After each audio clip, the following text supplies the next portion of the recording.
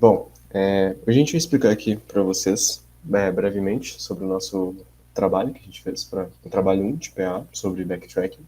Primeiro aqui, eu vou apresentar para vocês a função movimentar, que ela é a função principal do backtracking.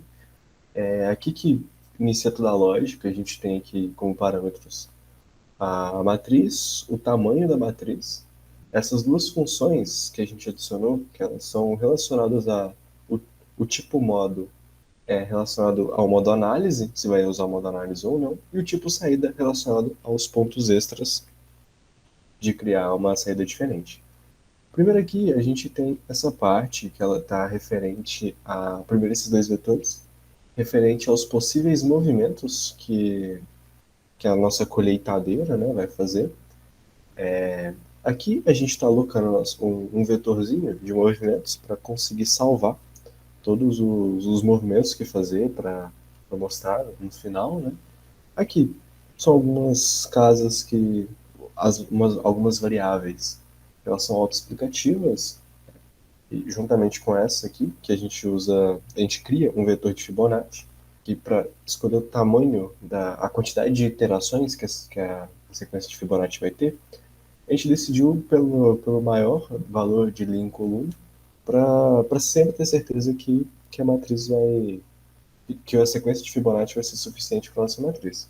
Bom, então, começando aqui a lógica, assim que começa, nós temos aqui um for que ele vai percorrer todas as primeiras casas, saber de onde ele vai começar. Primeiro aqui ele vem na parte na função movimento seguro, representada aqui em cima, que ela basicamente vai verificar se a casa seguinte está dentro da matriz, não passou por ela ainda, se o vetor, se o valor ele é igual ao valor da sequência de Fibonacci, enfim. Depois que ele verifica, se ela for segura, ele continua rodando, e se ela não for segura, ele troca para ir para a próxima posição. Que esse aqui é o modo normal, e aqui o modo 2, que é com o modo análise. Primeiro explicando aqui o modo 1, vamos explicar a função tentar, que é onde funciona a recursividade do nosso backtracking. Aqui a gente tem o limitador, né, que vai dizer quando a recursividade tem que parar, que é quando os movimentos chegaram na última linha. Aqui, nessa lógica,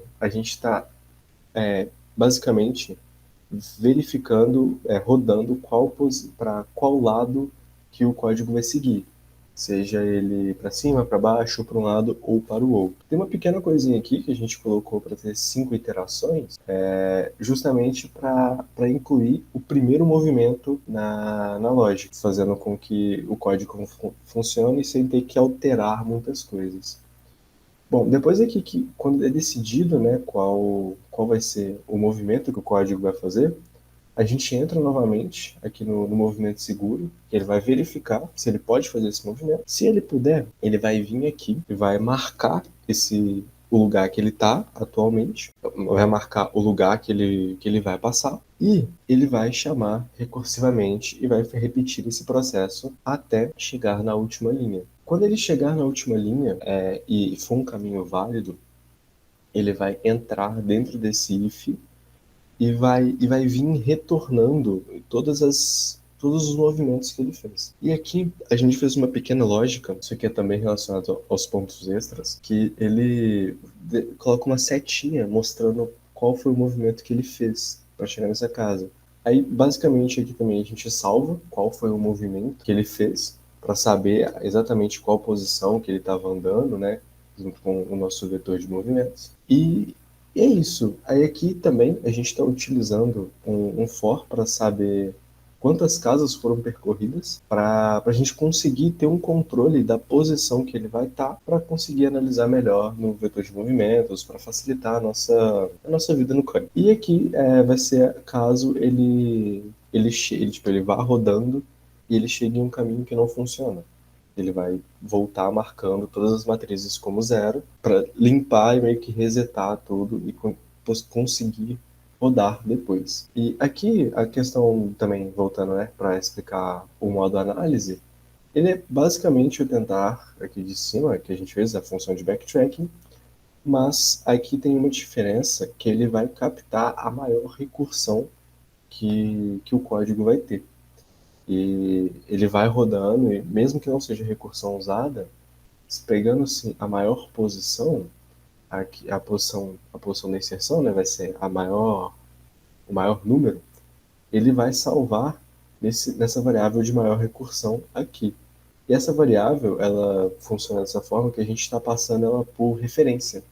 Aí quando a gente criou ela aqui, juntamente com a quantidade de casas percorridas, elas são passadas por referência, que elas são passadas como parâmetros para a função vai mexendo nos valores, mas os valores eles são modificados aqui na movimentar, que é a função principal. Eu vou falar um pouco aqui sobre a parte da geração de matriz e brevemente sobre a sequência de Fibonacci.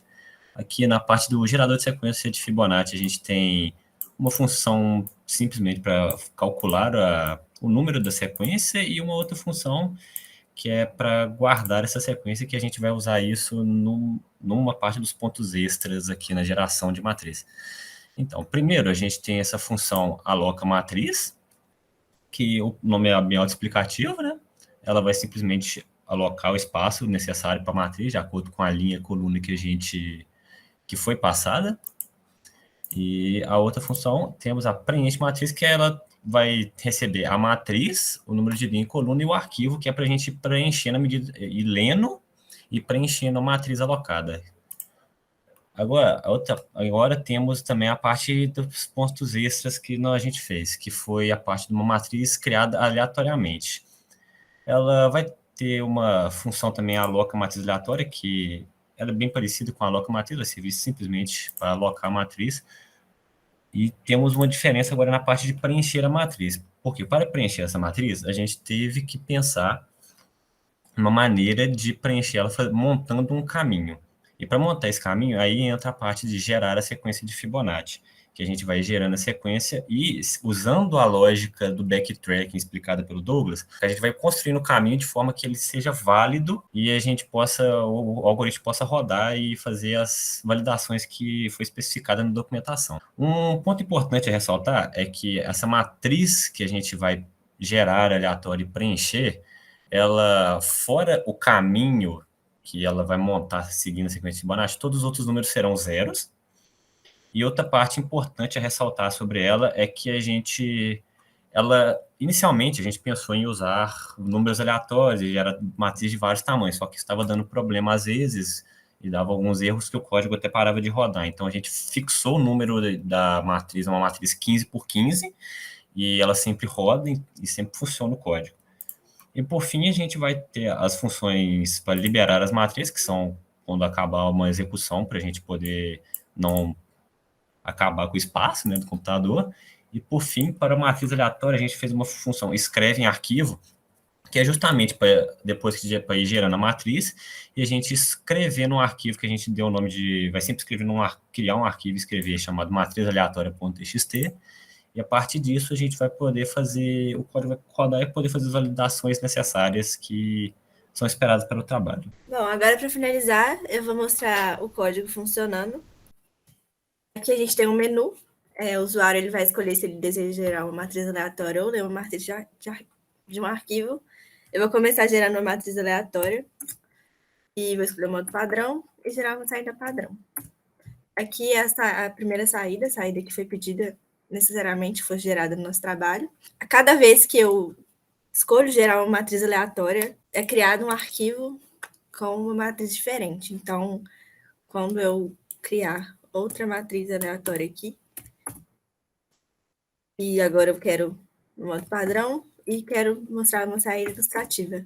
E aqui é o nosso ponto extra que a gente implementou, que mostra o caminho percorrido para achar a sequência de Fibonacci da matriz.